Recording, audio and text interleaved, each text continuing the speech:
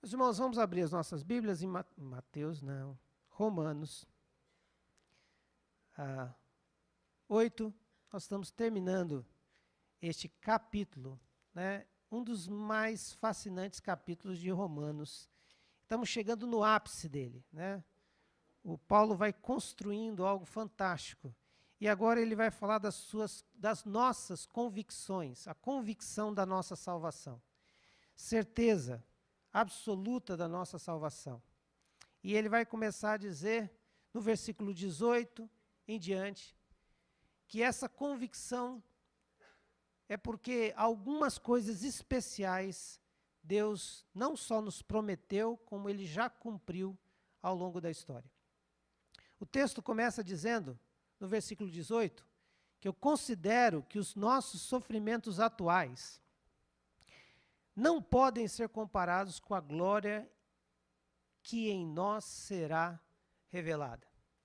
Paulo começa trabalhando numa ardente expectativa a respeito de uma glória que haveria de ser revelada.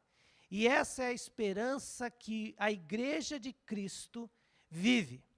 Nossa esperança não é no dinheiro que vai sair do FGTS. A nossa esperança não é naquele cara que vai pagar a conta na semana que vem. A nossa esperança não é porque nós teremos eleição o ano que vem. A nossa esperança é porque um dia essa glória será revelada. E que glória é essa? Essa glória que será revelada é exatamente o dia onde a renovação e a transformação de toda a natureza vai ser erradicada. Todo o mal, todos os elementos nocivos serão substituídos por justiça, paz, harmonia, gozo e segurança.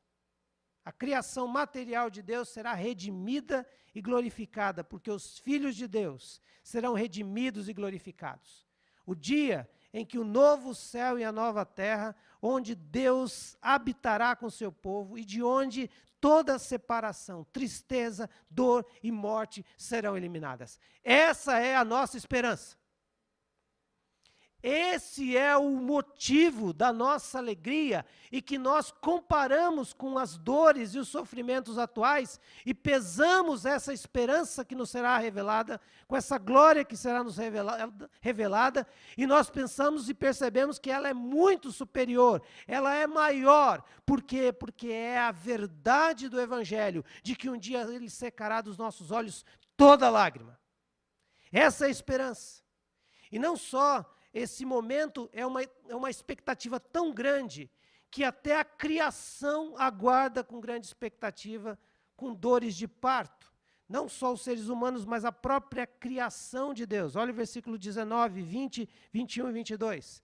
A natureza criada aguarda com grande expectativa que os filhos de Deus sejam revelados, pois ela foi submetida à futilidade, não pela sua própria escolha, mas por causa da vontade daquele que a sujeitou, na esperança de que a própria natureza criada será libertada da escravidão, da decadência em que se encontra, para a gloriosa liberdade dos filhos de Deus. Sabemos que toda a natureza criada geme até agora como que em dores de parto.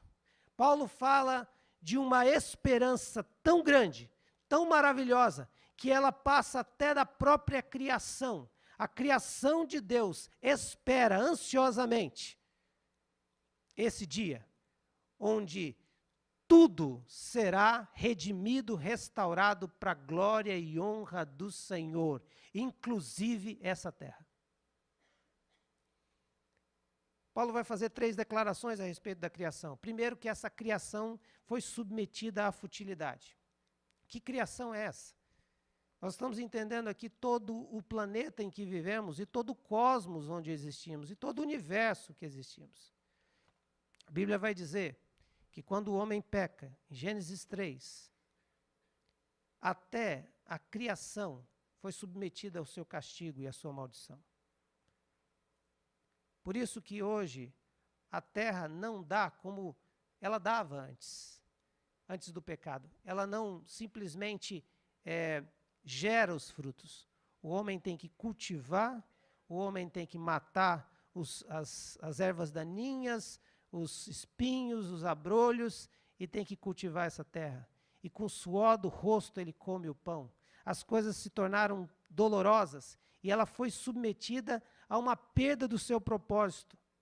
Porque essa terra toda foi criada para que eu e você tivéssemos um relacionamento com Deus.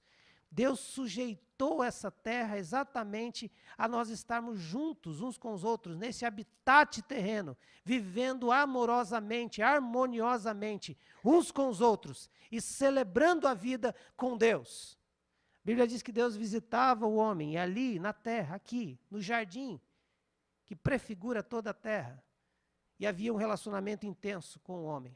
Mas por causa do pecado, essa criação toda foi submetida a uma futilidade, a uma perda do seu propósito, do seu alvo. E é por isso que nós vemos toda a terra desorganizada, como caos. A Bíblia vai dizer que um dia Deus vai trazer para si a justiça e o juízo e vai reivindicar tudo aquilo que Ele planejou para essa terra criada. E vai fazer isso acontecer na nova terra, na nova Jerusalém, nos tempos onde Ele vai restaurar o seu governo entre os homens. Como é que vai ser isso, pastor? Não sei. Vou morar na minha casa? Não sei. Vai ser uma nova terra em outro lugar, no outro lugar do sistema? Não sei. Eu só sei que essa expectativa de que essa criação aguarda o dia que ela vai ser libertada da escravidão, da decadência que ela foi posta, libertada desse ciclo sem fim de concepção, nascimento, crescimento, declínio, morte e decomposição. Os seres vivos estão sempre ligados a isso. Você é concebido, você nasce, você cresce, você morre, você decompõe e assim vai. Esse ciclo fútil, esse ciclo da decadência. A Bíblia diz que no momento essa criação, ela tem uma expectativa que vai se libertar disso, que nunca mais vai haver morte, nunca mais vai haver decomposição, nunca mais vai haver sofrimento, nunca mais vai ter desequilíbrios, nunca mais. Porque naquele tempo Deus vai restaurar todas as coisas. E por isso ela tem uma expectativa de gemer como dores de parto. Nós estamos no tempo das grávidas, né? Por enquanto, só você, sua corajosa, né, foi parto normal. Né? Os outros por motivos óbvios, né? Imagine a Liliane com 2 bebês fazer parto normal. É suicídio, né, no tempo de hoje. Mas essa expressão aqui é mais ou menos o que a Amanda sentiu. Essa dor que sabe que vai ser substituído pela alegria do nascimento de uma nova vida, a vida eterna. Esse gemer como dores de parto é doloroso, mas há uma expectativa de que isso vai gerar algo maravilhoso, uma nova vida. E é isso que a criação geme, é isso que a natureza pede. O dia em que os homens, os filhos de Deus, serão revelados. Essa é a grande expectativa. E a palavra usada aqui, quando fala de a grande expectativa, ali no versículo 19, com grande expectativa, a palavra no grego ela representa esperar de cabeça erguida, com os olhos fixos naquele ponto do horizonte onde virá o objeto esperado. É mais ou menos alguém que espera com a ponta dos pés, olhando fixamente aquilo que ele está desejando chegar. Ele não consegue olhar para o lado, ele não se perde olhando para as outras coisas, ele está com essa expectativa gostosa. E a expectativa dessa criação é que os filhos de Deus sejam revelados, é que ela seja libertada da decadência de onde se encontra e ela veja a gloriosa liberdade dos filhos de Deus. A expectativa da criação é ver a salvação e a restauração e a glorificação dos filhos de Deus. Nós, os filhos de Deus. Mas não só a criação está nessa expectativa, mas nós também estamos aguardando com grande expectativa o dia da nossa redenção. o dia da completa adoção como filhos de Deus. Olha o que diz o versículo 23. Não é só isso, mas nós mesmos, que temos os primeiros frutos do Espírito, gememos interiormente, esperando ansiosamente a nossa adoção como filhos e a redenção do nosso corpo. Os primeiros frutos aqui é a expressão daquele homem que plantou um terreno de trigo, e quando vem os primeiros frutos, as primícias, ele recolhe aquilo. É a primeira prestação, é a entrada daquilo que um dia ele vai desfrutar totalmente. Nós que temos os primeiros frutos, nós estamos nessa ardente expectativa porque nós já recebemos a salvação como algo que é o primeiro fruto, como é algo que nós estamos já desfrutando aqui, mas um dia desfrutaremos totalmente. A palavra aqui é como se fosse usada de penhor, de algo que a gente já desfruta um pouco, mas desfrutará totalmente na eternidade.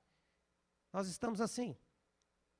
Tem dor, tem sofrimento, as coisas estão difíceis, mas nós precisamos levantar na ponta dos pés e olhar fixamente para a salvação que o Senhor Jesus nos prometeu e que um dia nós desfrutaremos da glória que nos é revelada. É por isso que nós não olhamos para o lado, e nem para as circunstâncias, e nem para as coisas, mas o nosso olhar tem que estar fixo lá, porque é de lá que nós começamos a extrair aquilo que a gente já experimenta, os pequenos frutos, os primeiros frutos de uma paz que excede todo entendimento no meio da tribulação, porque nós temos expectativa que ela será revelada totalmente. Por isso há um gemer interior. Da mesma forma que a criação passa por essa fase de concepção, nascimento, crescimento, morte e decomposição, nós também experimentamos isso. Nós também experimentamos esse mundo decaído, essa decadência. Mas o nosso coração está exatamente no dia que o Senhor nos adotará completamente como filhos e nos fará a redenção do nosso corpo completamente. É lá que nós olhamos. Pastor, mas eu já não sou filho adotado? Sim. A expressão aqui quer dizer que um dia isso será público e universal, o reconhecimento dos filhos de Deus. Um dia o Senhor chamará para si os seus amados. E todo olho vai ver isso. A Bíblia vai dizer que vai ser o dia da separação entre aqueles que são filhos de Deus e os que rejeitaram essa filiação. É naquele dia onde nós teremos a completa remissão do nosso corpo, a ressurreição.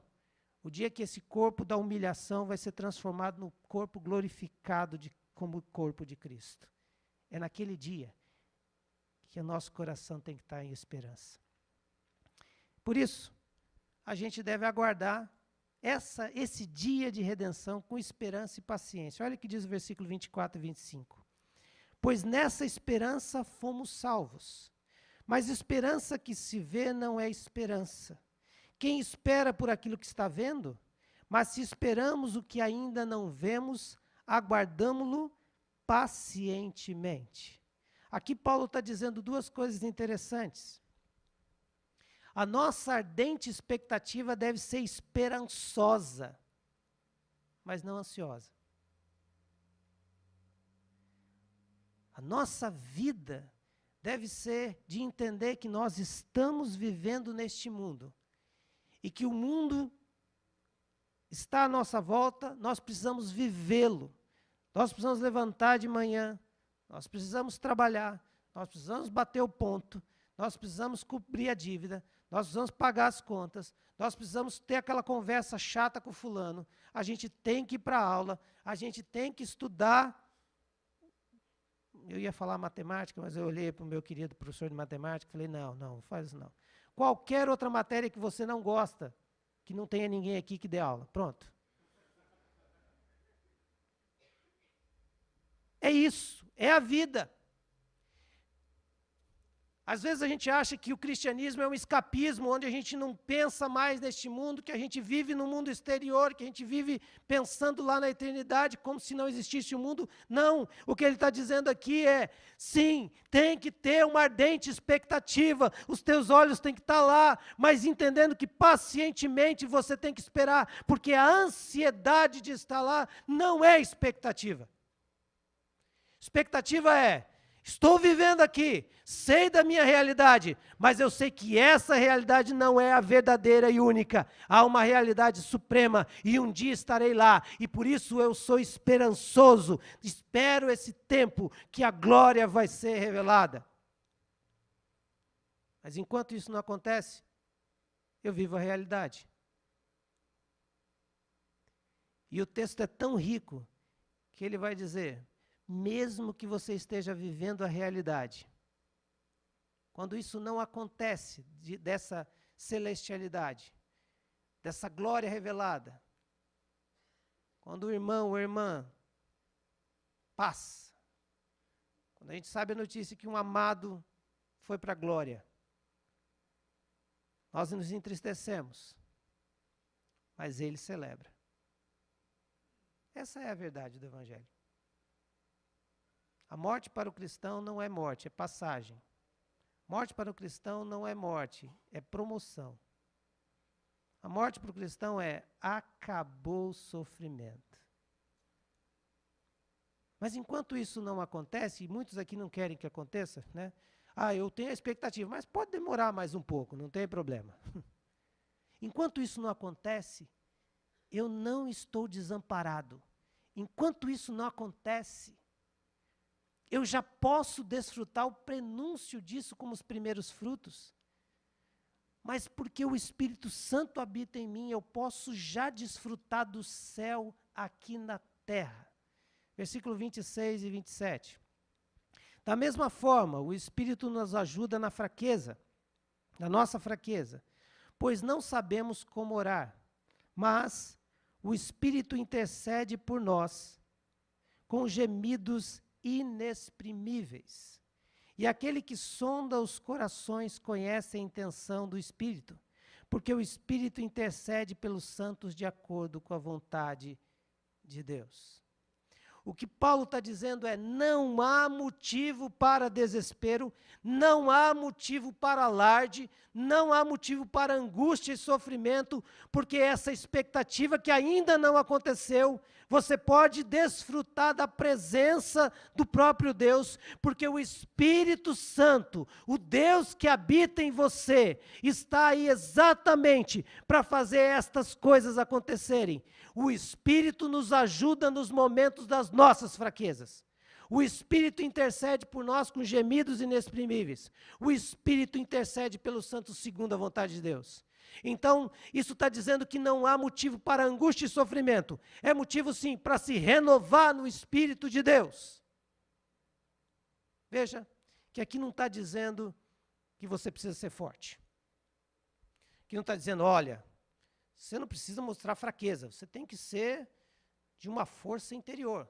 Busque o seu eu interior. Aqui não está falando de positivismo. Aqui não está falando de faça um pensamento positivo, só diga coisas positivas e a lei da atração vai acontecer com você. Aqui está dizendo uma coisa, você tem fraquezas. E vai ter momentos na sua vida que você vai tentar orar, mas não vai conseguir orar. Vai ter momentos na sua vida que você não vai querer orar. Tem momentos na sua vida que você vai querer orar, mas não vai saber nem como orar. E vai ter momentos na sua vida que você vai ficar numa angústia tão grande que você não sabe nem se Deus está te ouvindo. São esses momentos das nossas fraquezas. São para esses momentos que ele está dizendo, olha, mesmo nessa hora, onde aparentemente as dores atuais, os sofrimentos atuais parecem ser maiores do que a glória a ser revelada, é neste momento que o Espírito Santo que habita em você vai fazer com que você olhe para a sua fraqueza e ajude nas suas orações, porque você nem sabe como orar. Em alguns momentos, de fraqueza extrema, o Espírito Santo intercederá por você de maneira inexplicável. E alguns aqui usam esse versículo para dizer que é o tempo onde pessoas oram em línguas.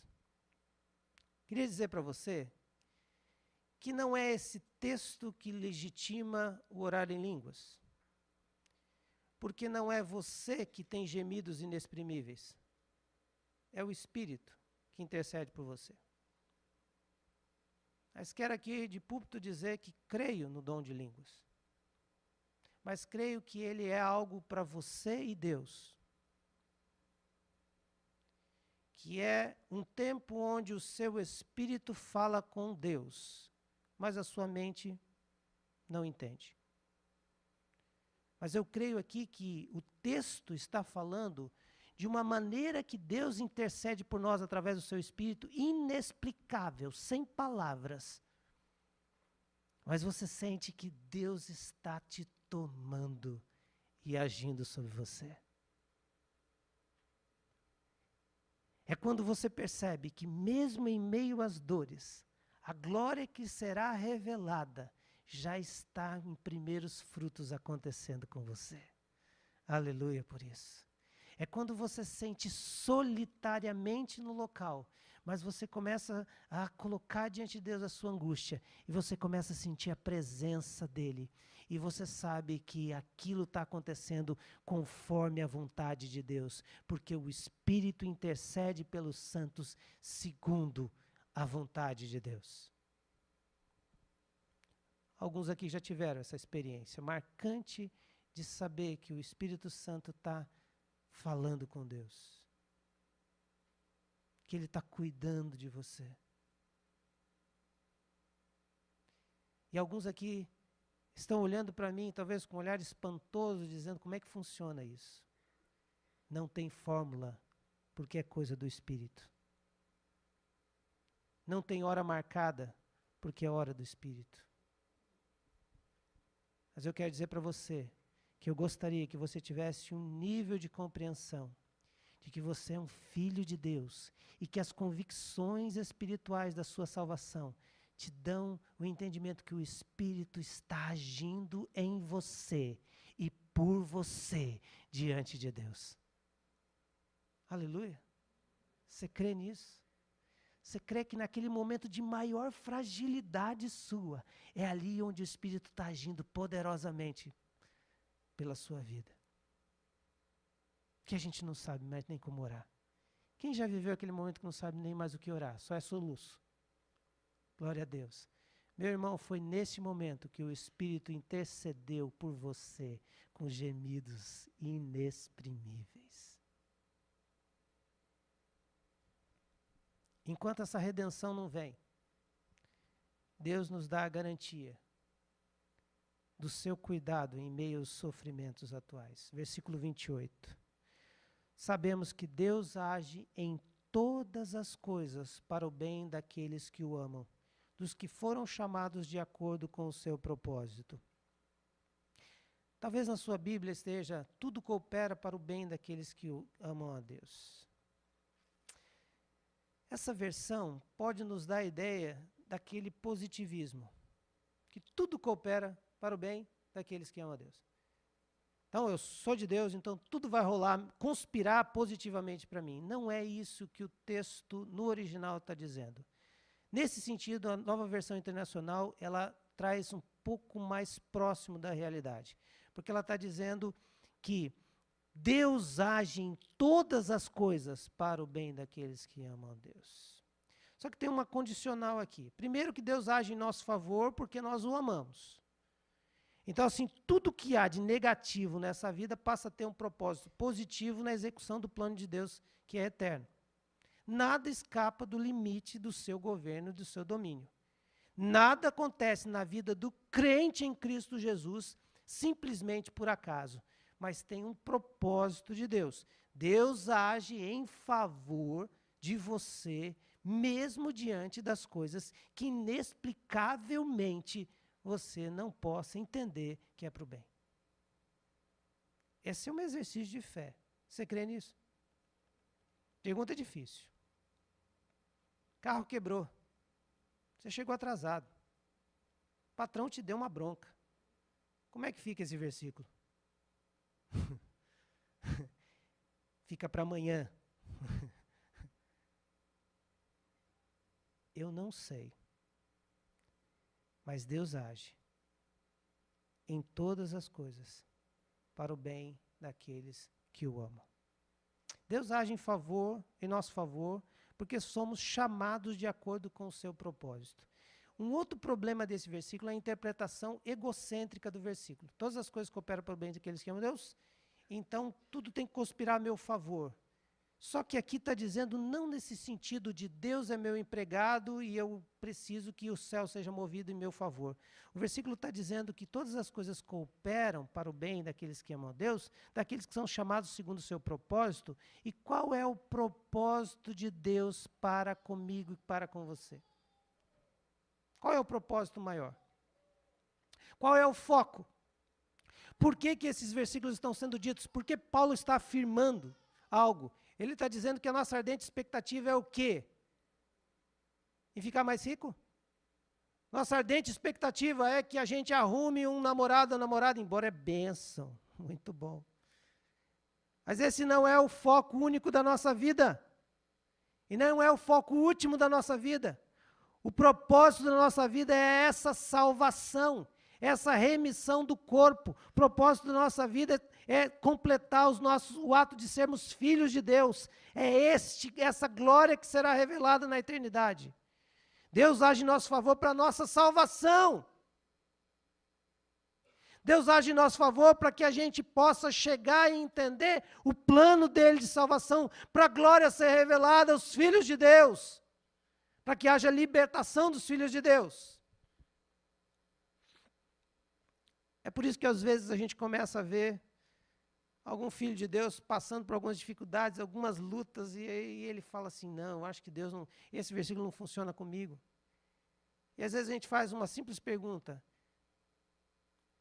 como é que está o seu relacionamento com Deus? Ela está péssimo.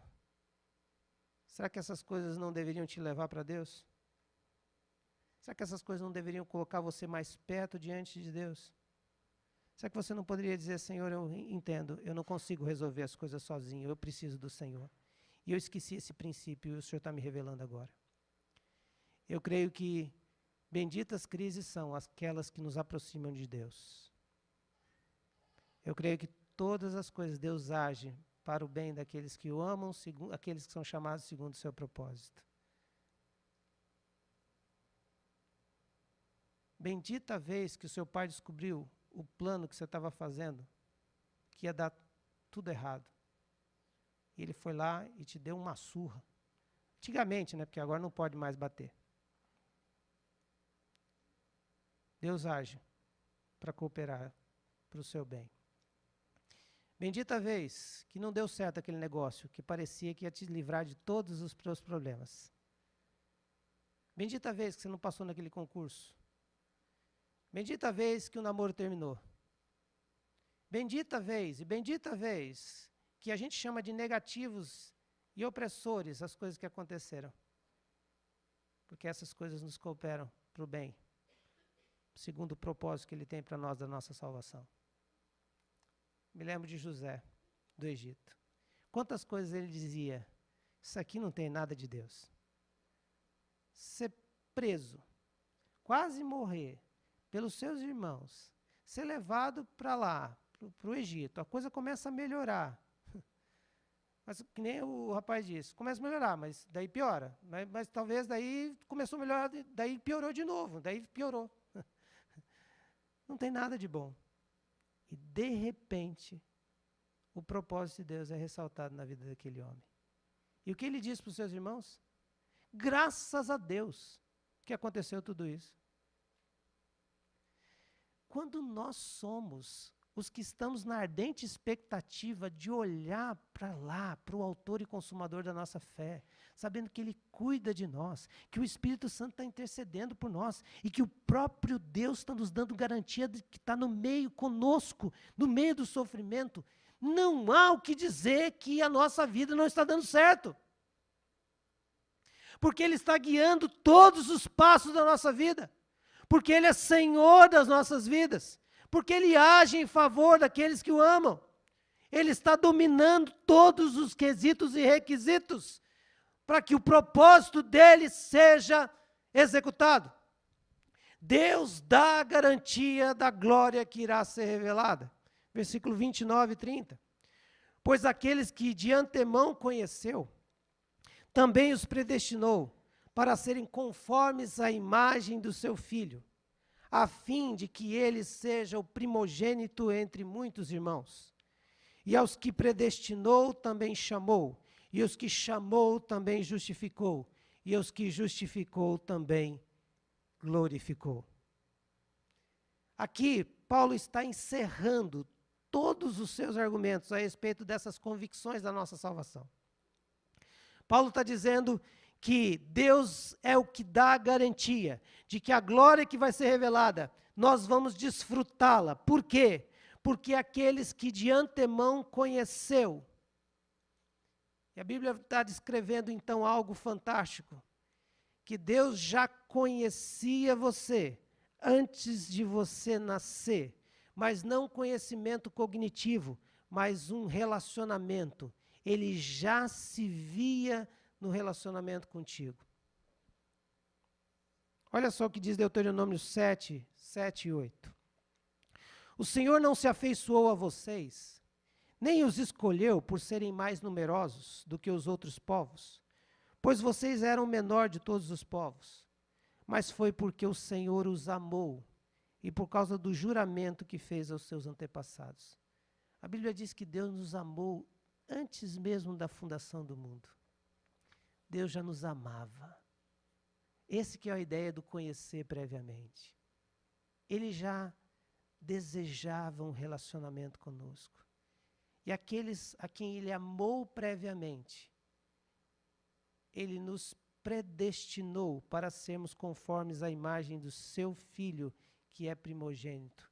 Então, Ele nos amou previamente e nos escolheu antecipadamente, não pelos nossos méritos, mas pelo amor que Ele tinha por nós. E Ele nos escolheu antecipadamente porque Ele já queria que a gente fosse a imagem e semelhança do seu Filho. Deus já queria que nós fôssemos separados para sermos parecidos com o seu Filho. Isso é santificação. É quando Ele nos chama antecipadamente para sermos parecidos com Jesus. Querido, querida, eu queria dizer para você que a semana sua precisa ser uma semana onde você olha para a sua vida como alguém que foi escolhido, porque foi amado por Deus antes mesmo de você existir. Essa semana você não pode olhar para você como alguém que está solitário no mundo. Você precisa olhar para frente com a grande expectativa, não de que vai fechar os negócios, não que vai ficar rico, não que vai acertar as coisas, não que vai dar tudo certo terrenamente. Você tem que olhar para frente com a expectativa de que as coisas estão cooperando e se ajustando para que um dia, na eternidade, você desfrute daquilo que Deus prometeu para você, porque de antemão Ele te amou, e antemão Ele te escolheu, e Ele te chamou para a verdade do Evangelho. Esse chamado de Deus é o chamado do Evangelho, que existe uma resposta de fé, uma convocação divina, que levanta espiritualmente os mortos. A Bíblia vai dizer que quando Deus olha para nós antecipadamente, nos ama antecipadamente, nos escolhe antecipadamente, Ele nos chama. E o chamado dele é agora, no tempo que você vive. É nesse momento que vai concretizar a predestinação. É nesse tempo que vai concretizar o chamado, a eleição de Deus e o amor de Deus prévio que Deus tinha por você, mas é agora, no tempo presente, quando você atende o chamado do Evangelho de Deus na sua vida. É quando você diz, não dá mais para viver do jeito que eu vivia. Agora eu sei que o Espírito está soprando em mim. E agora Ele está me trazendo vida para eu poder viver. E a esses que foram chamados, Deus os justificou pela fé. Porque o chamado exige fé. E quando nós atendemos a esse chamado de fé, dizendo, eu não quero mais viver do meu jeito. Eu deposito a minha confiança, nós somos justos diante de Deus. E esse processo de justificação, aliás, é um ato, desculpa, não é um processo, é um ato, onde Deus te declarou justo. Ele justificou você. E é por isso que você levanta os seus olhos, levanta os seus pés, e fica nas pontas dos pés, e a sua ardente expectativa, esperançosa, mas não ansiosa, paciente, espera o tempo da glória que será revelada. Porque Ele, e Paulo vai dizer no tempo passado que Ele glorificou. Essa é uma certeza tão grande de Paulo que ele não usa o templo no glorificará. Ele diz que já glorificou. Essa é uma verdade tão verdadeira que já aconteceu na eternidade e só está esperando a temporalidade do Cronos para que isso aconteça. O processo termina na glória, que será revelada. Esses nossos corpos mortais serão glorificados e nós viveremos a eternidade como Deus planejou, como seu propósito desde o princípio. Mas enquanto isso não acontece, nós agimos com ardente expectativa. Essa é a mensagem de esperança do Evangelho. Não é escapismo. É paz em meio à tribulação. O que eu desafio você nessa noite é não medir a sua vida pelas vitórias terrenas, embora elas são muito importantes e indispensáveis. Mas que você meça a sua vida na expectativa da glória que será revelada. Essa vida são partes de um todo. Mas o que vai valer a pena é o fim do filme. E no final do filme, todas as coisas convergirão a Jesus Cristo. No final do filme, não vai dizer se você trabalhou 20 horas, 30 horas, 40 horas, 50 horas. O que vai valer é se você viveu a sua vida trabalhando as 20 horas, 8 horas, 30 horas, 40 horas, mas nunca com os olhos nisso. Com os olhos lá, nessa expectativa. Sabe qual é a minha tristeza? Eu confesso sempre minhas tristezas aqui na frente, né? Mas essa que é a minha tristeza. É ver cristãos que não entendem essa mensagem. Que isso não significa nada para eles. Porque a celestialidade, o fato de um dia Cristo vir em glória, não é a ardente expectativa dele. A grande expectativa dele é se dar bem.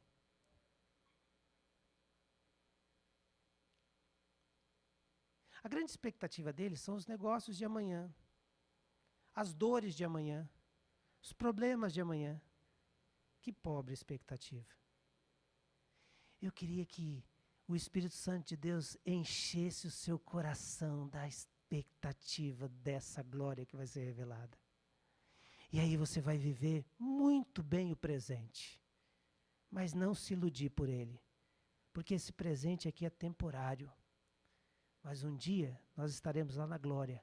Só que quando a gente vive a glória lá, Deus vai com o seu Espírito nos enchendo da glória e a gente vai desfrutando ela já. E é por isso que o cristão não se nega à dor. Ele é realista com a dor. Mas ele vive uma esperança que ninguém pode tirar dele. É isso que eu desejo para você, meu irmão. É isso que eu desejo você essa semana. Não se iluda, o seu chefe vai continuar desse mesmo jeito que ele é. A pilha de coisa para você fazer vai continuar a mesma. O trânsito de Blumenau continuará assim mesmo. Não é só você que na hora que você sai, que o trânsito sai junto com você. Todos nós passamos por isso. Não vai mudar nada disso. Mas vai mudar você.